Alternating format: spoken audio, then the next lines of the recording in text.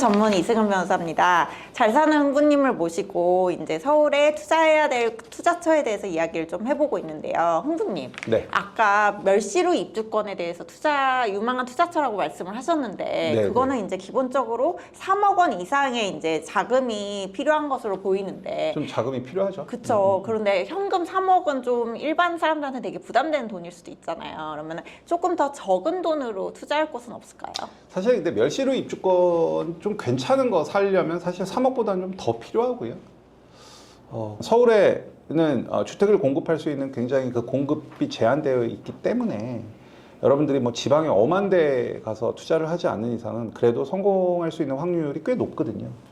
소액 투자 되게 질문 잘 주셨고 지난회에 제가 아마 멸시로 입주권에 대해서 말씀을 드린 것 같아요.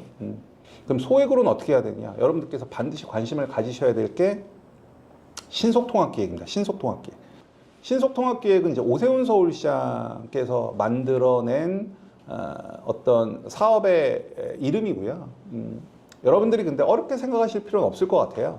그러니까 신속통합기획이 그냥 민간 재개발이랑 똑같아요. 예를 들어서 우리 이승은 변호사님이 이승은 과장, 그 다음에 뭐 예를 들어서 잘 사는 흥부 정현석 과장 이렇게 한 회사의 한 팀의 영업부에 근무한다라고 한번 생각을 해볼게요. 대표이사한테 이제 미션이 내려옵니다. 2025년도 우리 회사의 매출을 증대시킬 수 있는 방안에 대해서 기획서를 가져와 봐라는 이제 미션이 떨어지죠. 그럼 우리 이승훈 과장님과 이제 정현석 과장이 열심히 기획안을 쓰죠. 그래서 너무너무 기획서가 잘 만들어졌어요. 근데 그럼 이 기획서에 담긴 프로젝트를 시장에다가 런칭을 시켜야 되는데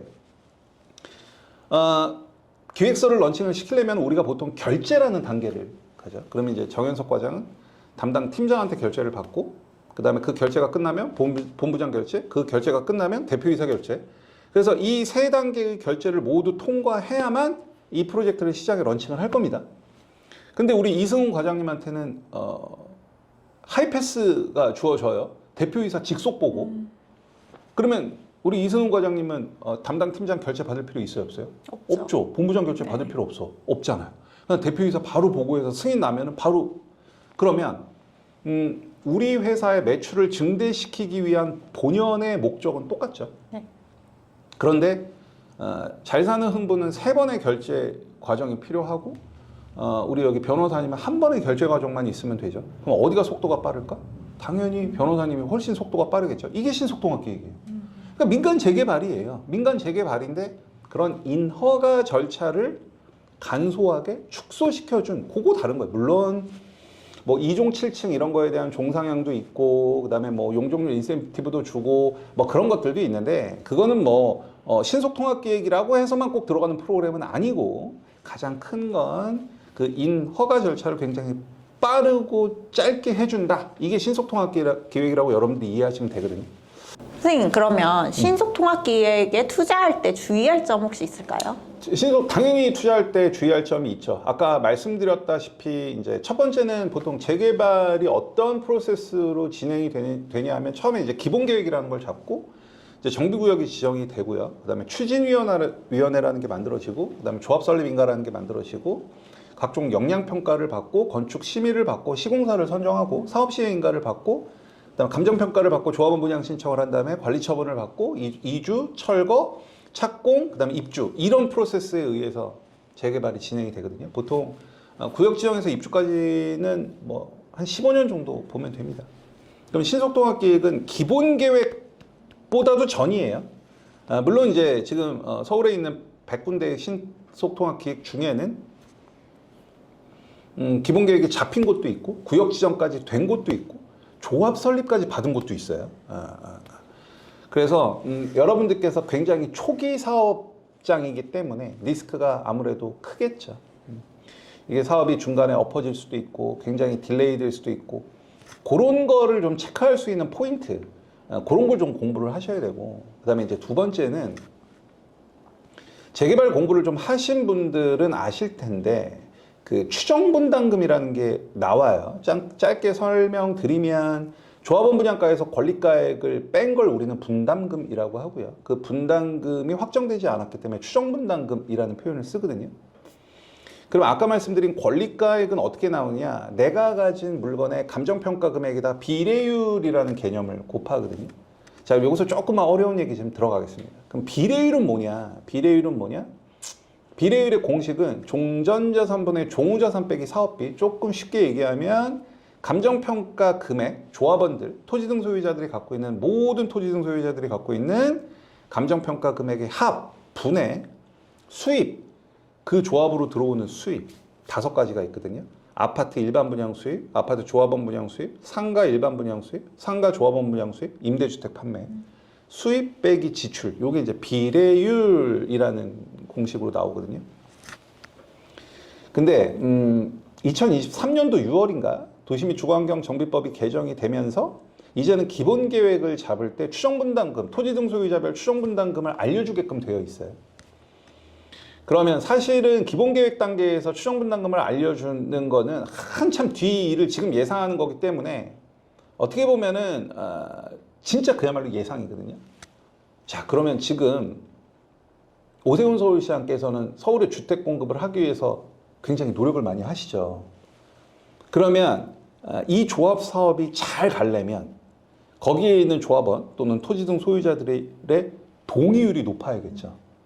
그럼 동의율이 높으려면 사업비는 낮으면 낮을수록 동의율이 올라가겠죠. 그렇죠. 그렇죠. 네. 그리고 수입이 늘면 늘수록 나한테 이익이 커지니까 동의율이 올라가겠죠. 네. 제가 서울의 신속통합기획지 중에 추정분담금이 발표된 곳 대략 50개 사업장을 다 분석을 해봤는데 데이터에 함정이 많아요. 즉 한참 뒤에 일을 지금 예상하다 보니까 당연히 데이터의 정확도는 떨어지는 게 당연한 건데 또 불구하고 현실적이지 않은 데이터들이 들어가 있어요. 예를 들면 지금 우리가 보통 시공사랑 지금 예를 들어서 선정을 할 때 평당공사비 한 750에서 800원 줘야 된단 말이죠. 근데 얼마 들어가 있냐? 막 550, 600. 그러니까 사업비를 되게 과소계상해서 지금 신속통합기획지들이 추정분담금을 발표하는 거예요. 그러니까 자치구청에서 발표한다라고 해서 여러분들이 100% 믿어서는 안 된다는 거죠. 그래서 사업이 굉장히 초기니까의 리스크, 그 다음에 그렇게 발표되는 데이터들의 합리성, 그런 것들을 여러분들께서 좀 마사지를 하실 줄 아셔야 돼요. 그래서 사실 신속통합기획은 그냥 무작정 가서 투자하기보다는 좀 공부를 하고, 뭐 당연히 소액으로 내가 10매덕 되는 아파트를 갖기 위해서는 어느 정도의 지식이 필요하겠죠. 그래서 그런 부분을 여러분들이 좀 잘 짚어주시고, 이제 마지막으로는 동의율, 동의율이랑 반대율, 요거를 체크를 하셔야 됩니다.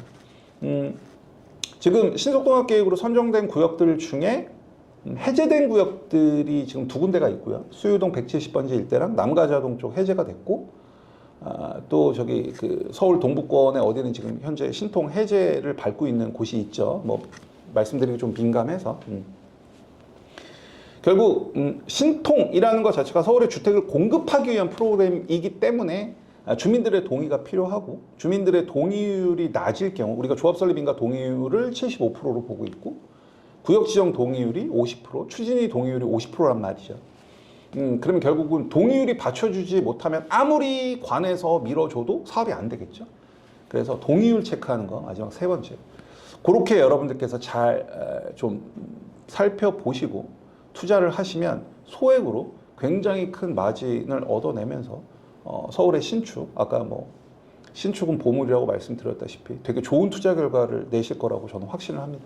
네, 오늘은 이제 잘 사는 흥부님을 모시고 신통에 선정된 구역에 투자하는 방법과 주의할 점에 대해서 알아봤습니다. 제 영상이 도움이 되셨다면 알림, 좋아요, 댓글, 구독 설정까지 부탁드릴게요. 감사합니다.